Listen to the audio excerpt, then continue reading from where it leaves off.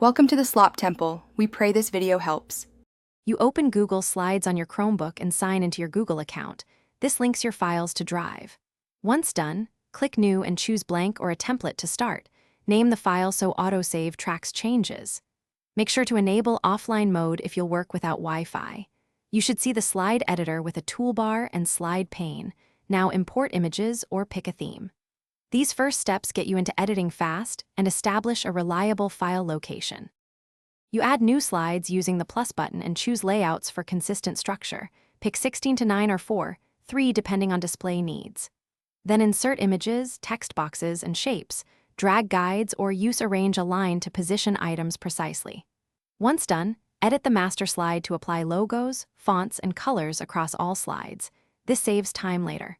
Make sure to group related elements and use the Explore tool for layout suggestions. Because consistent, you finalize by reviewing speaker notes, running present mode, and rehearsing timing. Use Cast or Connect to a display if needed. Once done, download copies as PDF or PPTX, or click Share and set viewer or editor permissions for collaborators.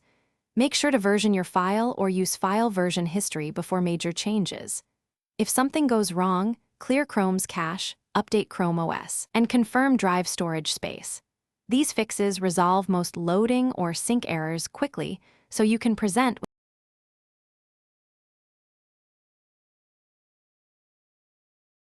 Thanks for watching.